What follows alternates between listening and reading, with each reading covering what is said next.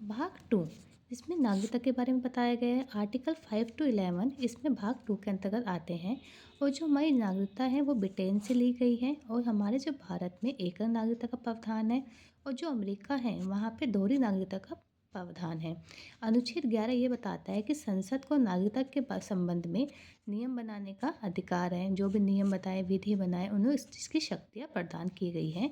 इसके तहत क्या है, संसद द्वारा भारतीय नागरिकता अधिनियम 1955 पारित किया गया। 1955 जो पारित किया गया उसमें 5 प्रकार बता रखे कि 5 प्रकार से हम भारत की नागरिकता को प्राप्त कर सकते हैं। फर्स्ट है जन्म से। 26 जनवरी 1950 के बाद जो भारत में जो भी व्यक्ति जन्म हुआ है उसका, तो वो भारत की नागरिकता को प्राप्त कर सकता है।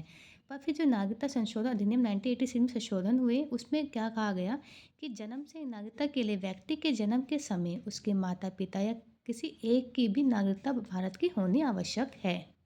सेकंड है वंश परंपरा से।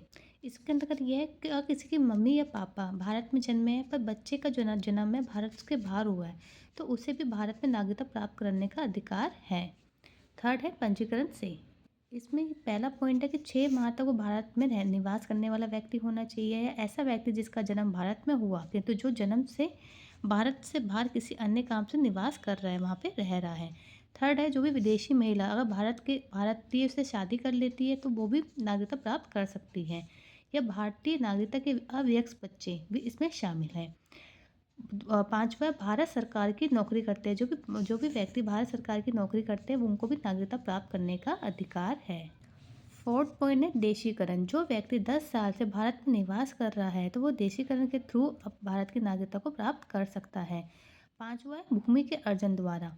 जो भी भारत सरकार ने किसी नए भूभाग को अर्जित कर लिया यानी भारत में मिला दिया तो उसको भी भारत की नागरिकता प्राप्त करने का अधिकार है।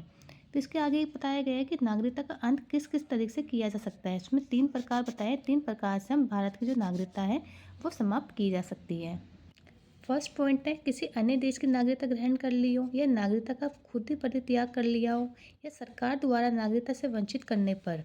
इसके अंदर क्या क्या आ जाएंगे, अगर उस व्यक्ति ने गैर कानूनी तरीके से नागरिकता ली है तब भी उसकी नागरिकता छीन ली जाएगी, या उसने संविधान का अपमान किया है तब भी छीन ली जाएगी। जब भी वार हुआ, युद्ध हुआ, उसमें उस टाइम में दुश्मन देशों से बात की हो, या 7 साल से वो इंडिया से बाहर रह रहा हो और एक भी बार इंडिया नहीं आ रहेगा तो उसकी भी नागरिकता छीन ली जाएगी।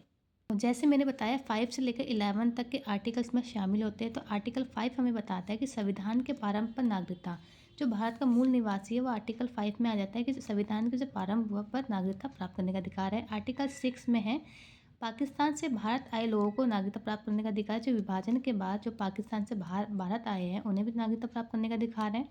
आर्टिकल 7 बताता है कि भारत से पाकिस्तान गए लोगों को नागरिकता, और बाद में जो पाकिस्तान से वापस भारत आ गए उनको भी नागरिकता प्राप्त करने का अधिकार है। आर्टिकल 8 बताता है कि भारत के बाहर रहने वाले भारतीय मूल व्यक्तियों की नागरिकता, जैसे माता पिता भारत में रह रहे हों तो उसमें भी बच्चे को नागरिकता प्राप्त करने का अधिकार है। आर्टिकल 9 विदेशी नागरिकता लेने पर, अगर किसी व्यक्ति ने विदेश में जाकर नागरिकता ले ली है तो उसकी भारतीय नागरिकता खुद ही स्वतः ही समाप्त हो जाएगी। आर्टिकल 10 कहता है कि नागरिकता के अधिकारों का जारी करना, कि नागरिकता के जितने अधिकार है उसका जारी करना। आर्टिकल 11 कहता है कि संसद को नागरिकता के संबंध में कानून बनाने की शक्ति प्रदान कर रखी है और इसके तहत ही भारतीय नागरिकता अधिनियम 1955 पारित किया गया।